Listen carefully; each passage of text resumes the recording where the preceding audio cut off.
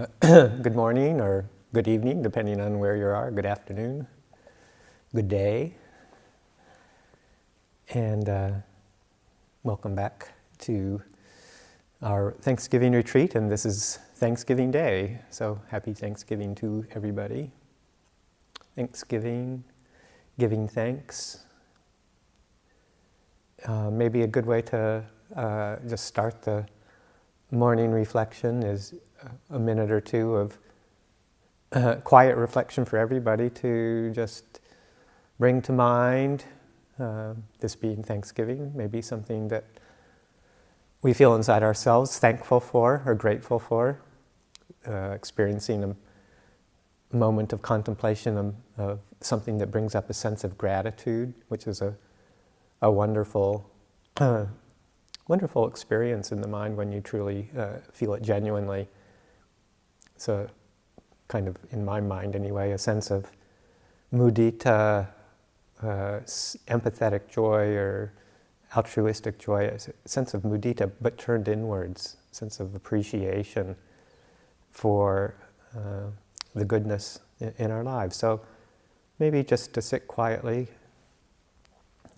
in meditation, bringing up, see if you can bring up something or a couple of things that you particularly feel gratitude for. Maybe gratitude for the teachings, gratitude for the path, gratitude for a teacher or a mentor or a parent, somebody that's helped you along the way or something that has helped you along the way. Just to bring it up in the heart, in the mind for a minute or two, and just experience the feeling of gratitude that comes in and how that affects the heart. So just practice with that for a moment to help settle the mind, settle the heart into the meditation, and then I'll offer a bit of guidance or reflection.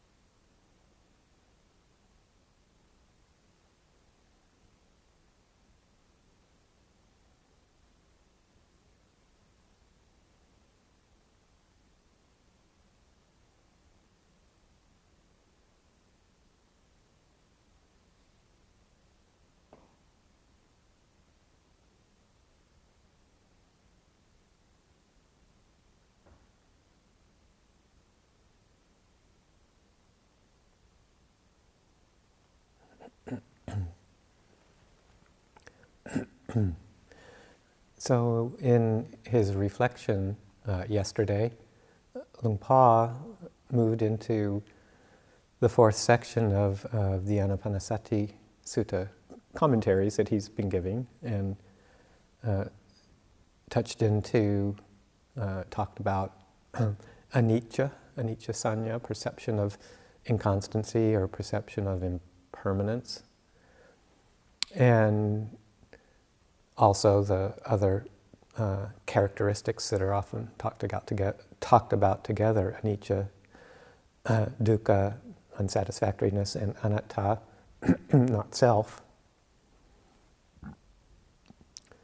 And these are, of course, core contemplations, bringing up these three perceptions as a way of helping to deepen our insight into the nature of the world, of our experience. And they intertwine with each other. They're, in some ways, they're kind of distinct perceptions, but they're also they come together as an aspect of pretty much every part of our experience in the conditioned world. And like they're kind of like facets of a single experience, different facets, different angles to look at it from, but are all very much related to each other. There's one very pithy sutta teaching from the Buddha that I like to read over and over again and contemplate over and over again. The kind of, in my mind anyway, pulls these three perceptions together in a way that shows their connection, their interrelatedness. And it's a sutta that's been named the Kachana Gota Sutta in the connected discourses. And it starts out with this monk, Venerable Kachana Gota, asking the Buddha about what's right view, what is right view. And the Buddha talks about the world being kind of often divided into two viewpoints, to two stances. One of kind of like eternalism, the fact that our world, which is not only the external world, but even more importantly, the internal world of our experience, has a constancy and an underlying eternal quality to it, or a sense of unchanging substance, at least at some level. That's one view that the world tends to get pulled into, that people tend to get pulled into, and the other is kind of its opposite, the annihilationist view of all that this all comes to an end. The philosophical standpoint, that the materialist standpoint, if you will, that our world is limited, finite, and it just comes to cessation and it stops, and then there is nothing after this brief experience. So he says that for the most part, the world is shackled by one of these two extremes. And then he goes to point out very pithily and very, very succinctly that, but for one who sees the world of our experience truly as it is, with wisdom, then if you see the origin or the arising of the world correctly, then there can't be any notion of annihilation or non-existence. So if one sees the constant arising of experience and how it's dependent on causes and conditions that are constantly in motion, then one sees, then one cannot possibly, if you see it correctly, you can't possibly hold to a notion of it all comes to an end and then there's nothing. And conversely, if you see the cessation of our experience, the moments of cessation that are happening just in the constant flow of the world of our experience over and over again, if you see that correctly with wisdom, then you can't hold to any kind of notion of eternalism, that there is something that's unchanging, fixed, immutable, and not going to change, that's permanent, essentially. So if you see both arising of the world of our experience and cessation and ceasing of the world of our experience clearly, then you can't hold to either one of those two extremes.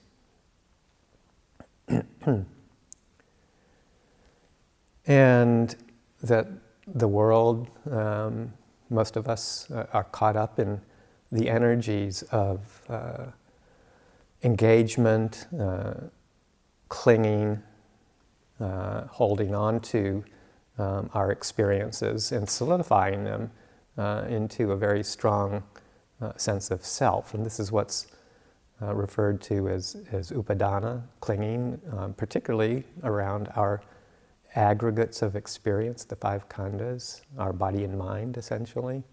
That as we see an experience arise and move into it, taking on our form or our mind, our body or our mind as who we are, and taking on that notion of a sense of self and absorbing into that, then that forms the basis for clinging, holding on to the five aggregates, as we have in the morning chanting, the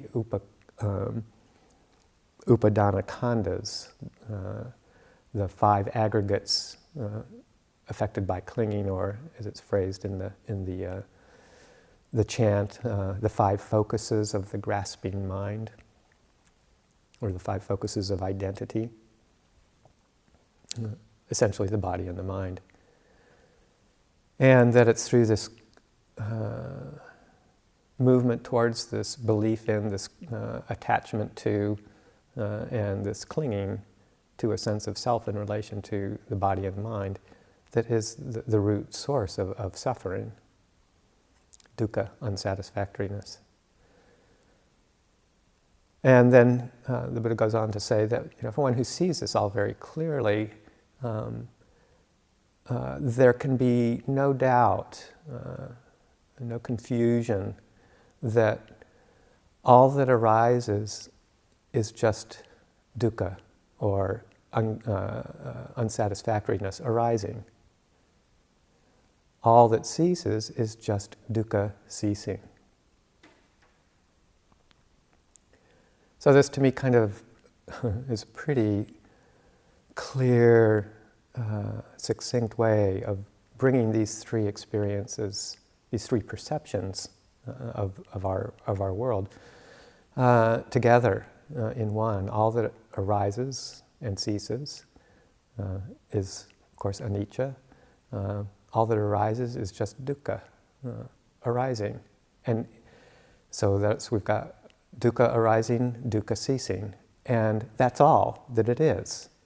And that points to the not-self aspect of it. It's the experience of dukkha arising. If we look at things that are experienced through the lens of Dhamma in order to gain understanding and be free from suffering, then we see that it really, from that angle, it's nothing personal, it's not who I am, it's just the series of causes and conditions of the way our mind attaches based on craving, the way our mind attaches and clings to this notion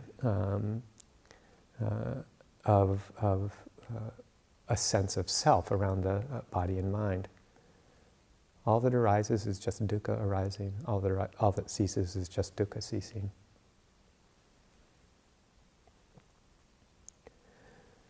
So this is a very beautiful philosophy, but we also have the opportunity to take it into the realm of meditative experience, so that it's not just a conceptual exercise and trying to understand what that means, but turning it into a meditative experience. And when the mind is quiet, we've all been hopefully practicing the past few days, and maybe there's a semblance of settledness coming in to the heart, by which we can see things a bit more clearly. So using that opportunity throughout the day, if you wish, to see if you can bring this kind of deeper understanding of the nature of experience, the nature of unsatisfactoriness that arises and passes away, depending on whether we're holding on to this sense of personal involvement, of sense of self, a sense of ownership.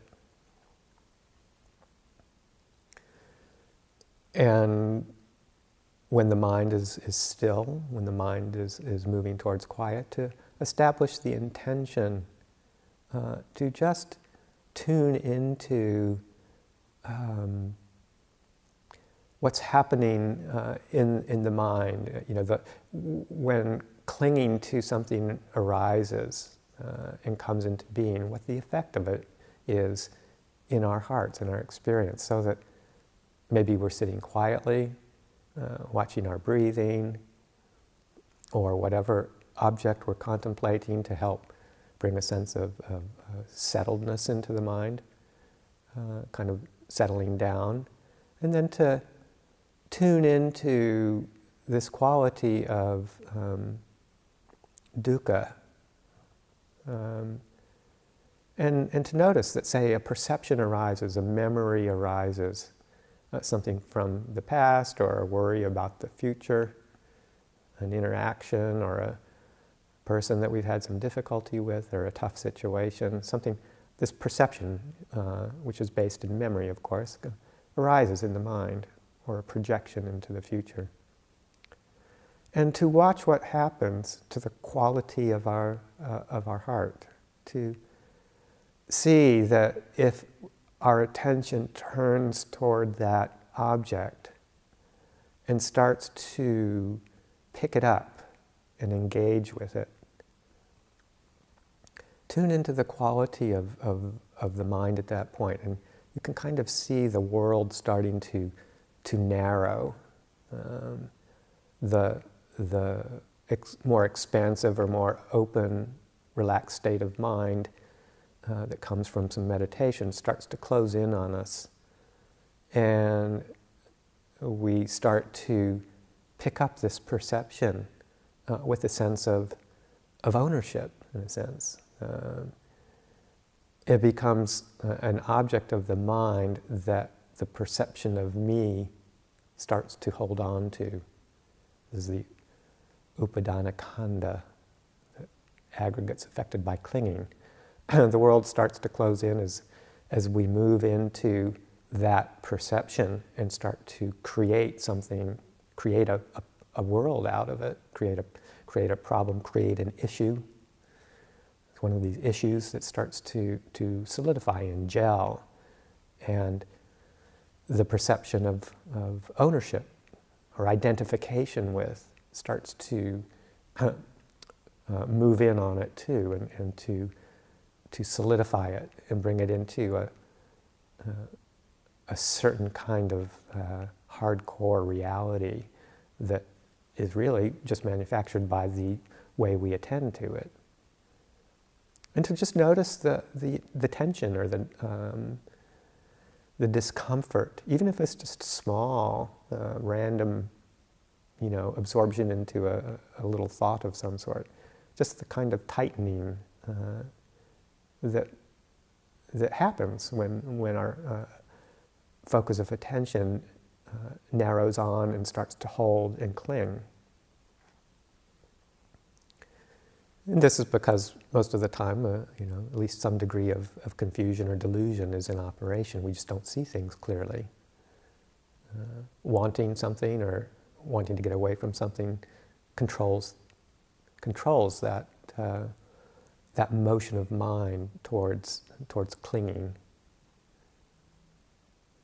And then if the mind's fairly quiet, hopefully mindfulness and clear comprehension will pick up on that process that's happening. Dukkha is kind of the trigger.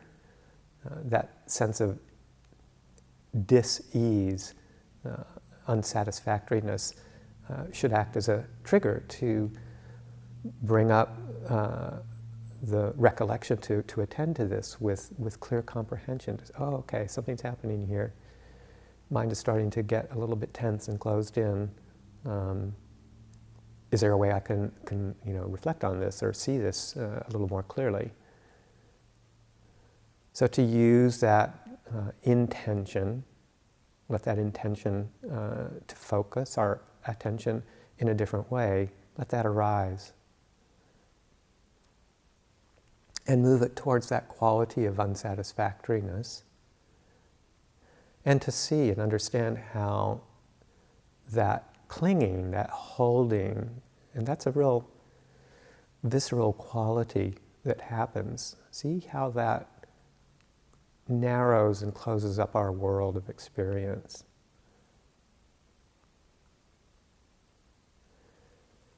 And as that happens, as that recognition of that process happens, we can establish the intention to relax and release that very narrow, pointed focus of attention on a story or on an issue or a memory. Just feeling it in the body, relaxing the tension in the body, in the face or the stomach or wherever. See how if we can bring the breathing to it. And then just see if there's a way to drop back from the issue, relax, relinquish. Let it just be the way it is without adding anything to it. And don't hold on, don't cling as much as you can. And then watch and see what happens to the experience of dukkha, that tension, that unsatisfactoriness. Watch it as it loosens and kind of dissolves a bit, passes away.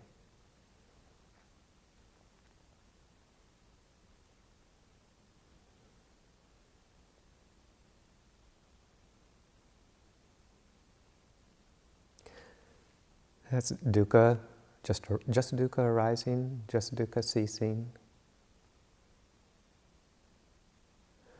And if we can get away from the clinging that kind of defines our ownership or our identification with it, then we see it just as a natural consequence of the confused mind picking up a perception and holding on to it and moving with it. When there's clarity and an understanding of how this process is happening, then we learn how to back away from it, step back, give it space, and open up the muscle of relinquishment, of letting go.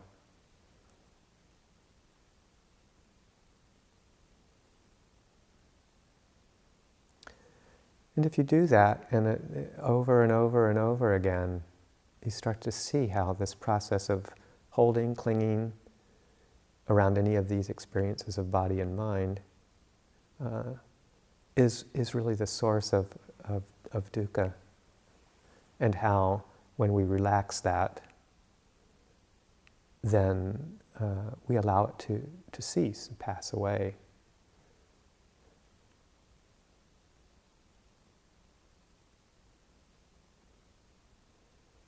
And the core part of the practice is just seeing this over and over again clearly, to the point where gradually, bit by bit, we pick it up as it's happening sooner and sooner in the process before it becomes a full-fledged,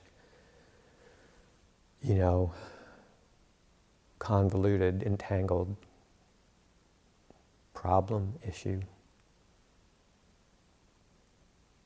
And just catch it a bit sooner and go through that process of recognition and relinquishment.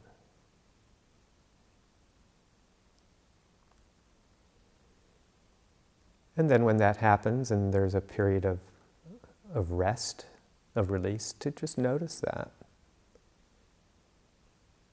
Even if it's only for a second before something else, another perception pops up and we move into the story, grasp on, experience the effect of dukkha, and then going through the process of mindfulness, clear comprehension, recognizing and releasing. Just shorten the interval in which the difficulty, the confusion, the ignorance lasts, and catch it a little bit sooner.